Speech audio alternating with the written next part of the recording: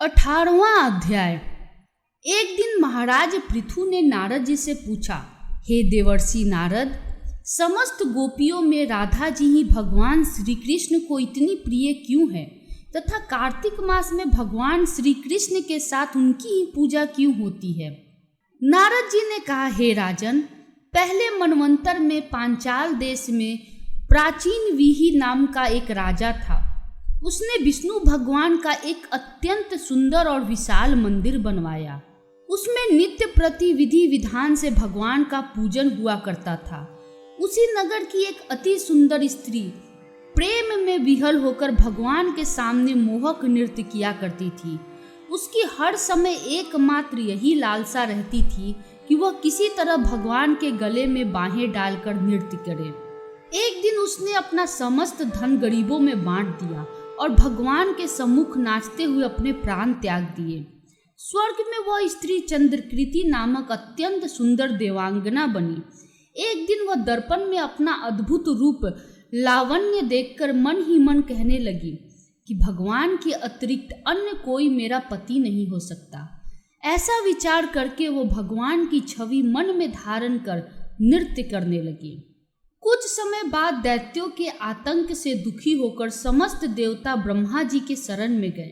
तब ब्रह्मा जी ने भगवान विष्णु के कृष्णावतार लेने का संपूर्ण वृतांत देवताओं को सुनाया और साथ ही उनको आज्ञा दी कि देवता ग्वाल बाल एवं देवांगनाएं गोपियों के रूप में जन्म लेकर भगवान की सेवा करें। देवांगना चंद्रकृति ब्रह्मा जी से प्रार्थना करती हुई बोली, हे पितामह, भगवान स्वयं मेरे साथ नाचे, मेरा पूर्व जन्म का यह मनोरथ पूर्ण करने की कृपा कीजिए।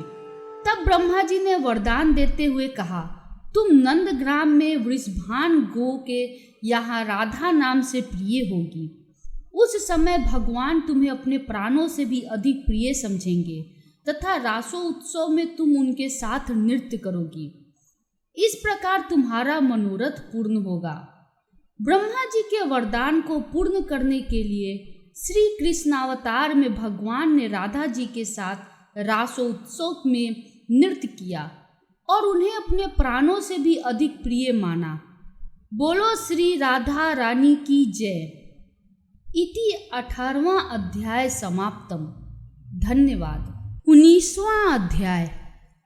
महाराज पृथु ने नारद जी से पूछा, हे देवर्षि, यम पंचक काल में दीपदान का क्या महत्व और विधान है, कृपा कर मुझको बतलाइए। तब नारद जी ने कहा, हे राजन, कार्तिक मास के कृष्ण पक्ष की त्रयोदशी से शुक्ल पक्ष की द्वितीया तक के 5 दिन यम कहलाते हैं। इन दिनों में धनतेरस की रात्रि को यमराज के निमित्त दीपक जलाने से यमराज प्रसन्न होते हैं और अकाल मृत्यु आदि नहीं होती। इसके अगले दिन कार्मिक कृष्ण चतुर्दशी भी कहते हैं। इस दिन तिल का तेल, अपामार्ग तथा दुर्वा आदि लगाकर स्नान करना चाहिए। स्नान के बाद दक्षिण की ओर मुख करके अपसव्य होकर जल में तिल मिलावे और 3-3 अंजुलि से यमाय, धर्मराजाय, मृत्यवे, अंतकाय, कालाय, सर्वभूतक्षयास, औदंबराय, दघनाय, परमेष्टिने, वृकोदराय, चित्राय, चित्रगुप्ताय इन नामों से यमराज को तर्पण करे। फिर सायंकाल ब्रह्मा, विष्णु, शिव तथा दुर्गा के मंदिरों में तथा वृक्ष, सभा, गौशाला, बगीचा, नदी, तालाब, कुआं, बावड़ी, गली, चौरस्ता, खेत, शमशान आदि में दीपक जलावे और रात्रि को श्री लक्ष्मी जी की पूजा करे। यदि शस्त्र से किसी की मृत्यु हुई हो तो उसके निमित्त भी चतुर्दशी को दीप दान करना चाहिए। इससे अक्षय पुण्य फल प्राप्त होता है। इसके बाद कन्या, ब्रह्मचारी तथा तपस्वी को भोजन करावे। इससे यमलोक न जाकर शिवलोक की प्राप्ति होती है। कार्तिक की अमावस्या अर्थात दीपावली के दिन भी स्नान आदि से निवृत्त होकर पितरों का पूजन व श्राद्ध करके ब्राह्मणों को भोजन करावे। फिर सायंकाल घर तुलसी के समीप देवस्थान, शमशान, नदी, पर्वत, चौरस्ता तथा गौशाला में दीपक जलावें। तत्पश्चात लक्ष्मी जी की स्तुति करके उनको जगावे। जिस प्रकार पतिव्रता स्त्री अपने पति से पहले जागती है, उसी प्रकार लक्ष्मी जी भगवान से 12 दिन पहले जागती हैं। अमावस्या को दिन में बालक, वृद्ध तथा रोगियों को छोड़कर अन्य कोई भोजन न करे। सायंकाल लक्ष्मी का पूजन करने के बाद ही भोजन करे। घर को फूल माला आदि से सजाकर सारे घर में दीप माला करें। घर के सभी स्त्री पुरुष नवीन वस्त्र धारण करें और समस्त रात्रि लक्ष्मी जी के समक्ष नृत्य, गीत आदि करके हर्षोल्लास से व्यतीत करें। घर में समस्त रात्रि दीपक जलना चाहिए। उस रात्रि को लक्ष्मी जी सब घरों में घूमती हैं और जो घर अधिक सुंदर तथा रमणीक होता है उसमें दीर्घ काल तक निवास करती है।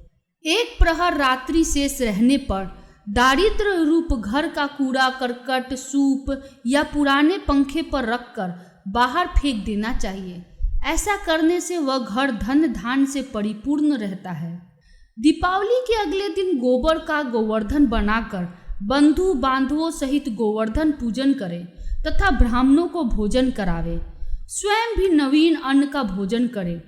भगवान श्री कृष्ण ने इंद्र का मान मर्दन करके गोवर्धन पर्वत की पूजा इसी दिन की थी।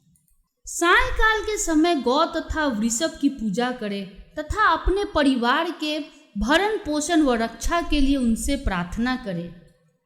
इसी दिन सायंकाल के समय बलि तथा उसकी पत्नी विंध्यावली की मूर्ति बनाकर पूजन तथा दान आदि क्रिया करने से परिवार सुखी तथा समृद्ध रहता है।